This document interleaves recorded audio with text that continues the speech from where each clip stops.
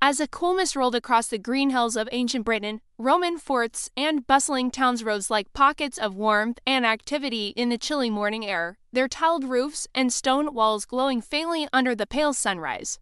Soldiers wrapped in thick cloaks marched along muddy roads, their sandals squishing softly while puffs of white breath curled upward like tiny drifting clouds. Traders pushed carts filled with pottery, wool, and bright metal trinkets, calling out cheerful greetings as they passed sleepy huts made of timber and thatch.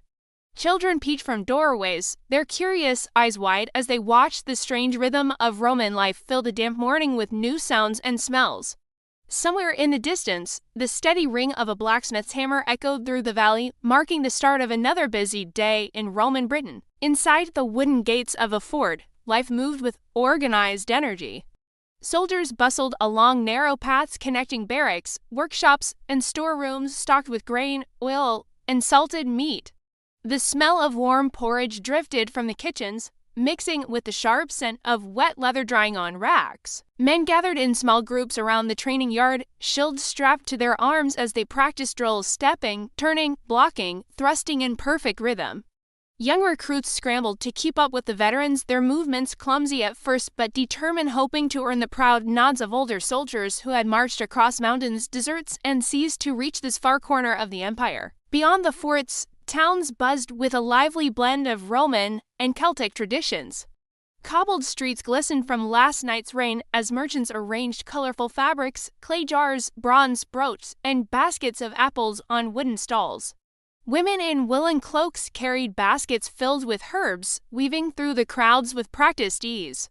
Smoke drifted from bathhouse chimneys, carrying the warm, inviting smell of heated water and fragrant oils. Children dashed between stalls, their laughter ringing like tiny silver bells as they chased one another around columns, arches, and statues that stood proudly at the heart of the marketplace. Roman engineers had transformed these once wild lands into bustling hubs of trade, learning, and culture, and each day the towns grew a little more vibrant. Inside one of the bathhouses, steam curled upward in shimmering waves as people slipped into pools of warm water, sighing with relief after long mornings of work. Men soaked in deep baths while chatting about taxes, harvests, or news brought by messengers from faraway Rome. Others stretched out on heated stone benches, letting the warmth sink deep into their muscles while servants ladled scented oils onto their skin. In another room, children splashed in shallower pools, giggling each time a bubble popped or a wave rippled unexpectedly.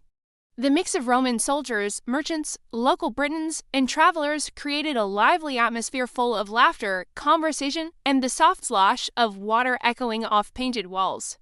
Homes in Roman Britain varied widely, from simple huts surrounded by fields to elegant villas decorated with colorful mosaics. In countryside villas, morning sunlight streamed through open doorways as servants swept floors, gathered firewood, and prepared meals made of fresh bread, cheese, and steaming barley stew. Families gathered around low wooden tables to eat while discussing plans for the day, tending livestock, repairing fences, or traveling to market. In wealthier homes, painters added cheerful mosaics of animals, flowers, and swirling patterns to the floors, their tiny tiles clicking softly as they pressed them into fresh mortar. Nearby, gardeners trimmed hedges or watered herb beds that filled the air with the calming scents of mint, thyme, and rosemary.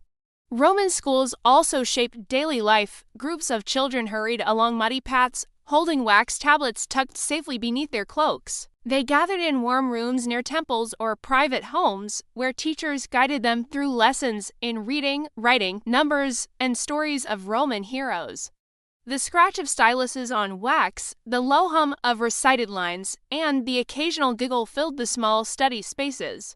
Some children practiced Latin with determined frowns, while others counted pebbles or traced letters in the air to help remember them. Outside, younger students chased each other during breaks, cheered on by the gentle rustle of wind brushing through nearby oak trees. At the edges of towns, Roman craftsmen brought new skills to the region, shaping British life in ways that could be felt everywhere. Potters spun clay into sturdy bowls and elegant vases, their wheels humming softly as wet clay thickened beneath their fingers. Blacksmiths pumped bellows to heat roaring fires, hammering red-hot iron into tools, horseshoes, and weapon parts that sparked brightly under each strike.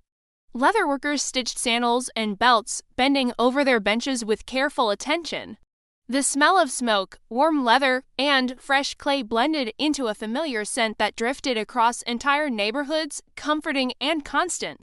Even the Roman roads carved into the land brought new rhythms to Britain. Straight, sturdy, and stretching far into the horizon, they connected distant forts, towns, and villages like threads of a vast tapestry. Travelers walked these roads wrapped in cloaks against the chilly wind, passing soldiers on horseback, merchants with packed wagons, and messengers carrying scrolls sealed with wax. Along the edges, mile markers stood like patient stone guardians, each one whispering the message that Rome was never too far away even in this far northern land where mist curled thickly around every bend. As midday approached, the weather shifted.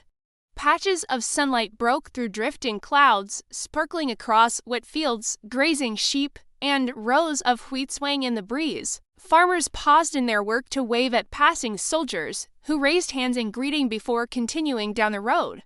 Birds swooped low over the landscape, their calls blending with the distant rumble of carts rolling toward town.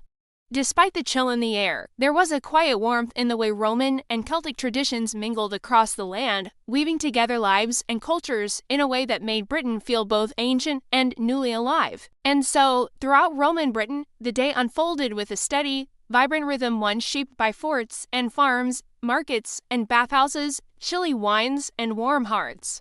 Every sound, scent, and footstep formed part of a unique world, a place where Roman order met Celtic spirit, where soldiers trained beside farmers, and where children grew up learning languages, stories, and customs that stretched across continents. In the rolling green hills of Britain, far from the heart of the empire, the story of Roman life continued to grow, rich with detail and full of wonder. As afternoon sunlight drifted low across the misty hills of Roman Britain, daily life continued with a steady rhythm that blended old Celtic traditions with the crisp order of Rome. Markets in small towns buzzed with voices as Roman settlers. Local Britons, craftsmen, and soldiers mingled together, creating a lively swirl of accents and clothing styles. Traders arranged bright pottery, polished bronze brooches, woven baskets, and fragrant herbs on wooden tables, calling out their prices while customers examined each item with curious hands.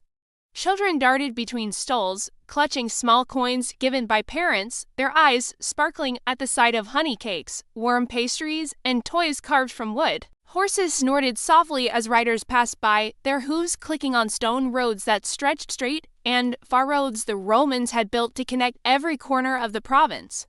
Near the markets, busy workshops hummed with activity. Blacksmiths hammered glowing metal into tools, nails, and sturdy spearheads, sending sparks dancing through the air like tiny fireflies. Potters shaped spinning clay into bowls and jars with practiced movements, their hands coated in smooth reddish earth. Bakers pulled crusty loaves from brick ovens, letting the delicious smell drift into the streets. The clangs, clatters, and murmurs of these workshops mingled together, forming a gentle music that wrapped itself around the town like a warm blanket. Roman-style houses, with their tiled roofs and painted walls, stood proudly alongside traditional round Celtic huts. Inside these Roman homes, floors were decorated with mosaic tiles arranged in colorful patterns, flowers, vines, swirling shapes, and sometimes even scenes from myths that children loved to trace with their fingertips. Families gathered around clay lamps as evening approached, the golden glow flickering across the walls, while parents discussed the day's news. New orders from distant governors, trade from Gaul, or stories carried by travelers who had crossed the sea with messages from Rome. Outside the towns, farmland stretched far into the horizon. Fields of wheat and barley rustled softly in the wind, glowing like waves of gold beneath the shifting clouds. Farmers guided heavy plows pulled by oxen, coaxing long, straight furrows through the soil. Shepherds watched over flocks of sheep that dotted the green hillsides, their woolly forms moving like patches of drifting fog. Children helped gather vegetables, chase wandering goats back to their pens, or fetch buckets of water from wells lined with stone. Even a quiet countryside carried hints of Roman influence: straight drainage ditches, neatly built barns, and sturdy stone villas where wealthy families managed their estates. Not far from the forums, Roman forts stood like miniature cities behind tall wooden walls.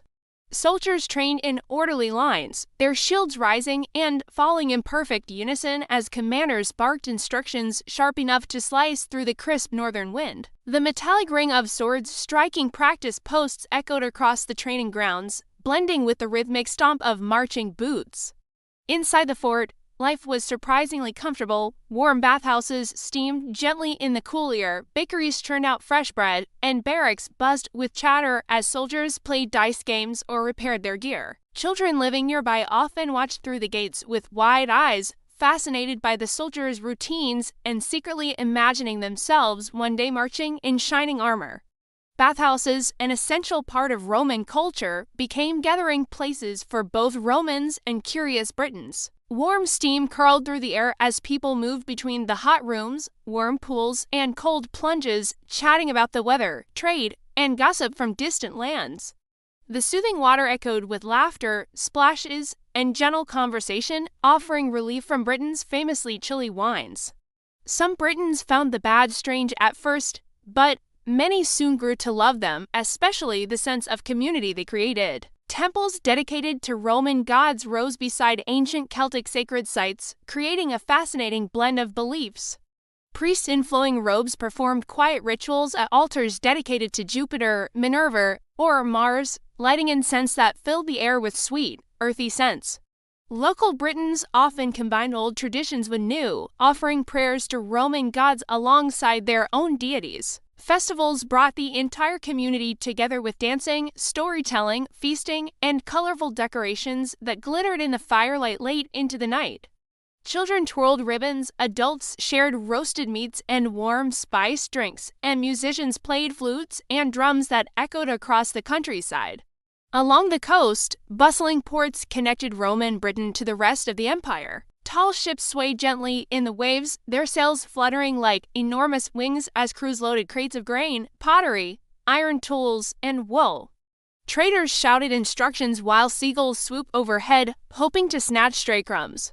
The salty wind carried hints of adventure, encouraging children to daydream about faraway lands, sun-soaked Spain, bustling North Africa, or majestic Rome itself. Fishermen cast nets into the water, pulling up shimmering fish that glistened in the fading light as the tide crept closer to the shore. In the evenings, when the sky blushed with shades of pink and gold, families gathered around hearth fires inside their homes. Flames crackled warmly, filling the rooms with comforting light and the smell of burning wood. Parents shared stories of brave warriors, clever gods, wandering travelers, and the early days of Roman arrival in Britain.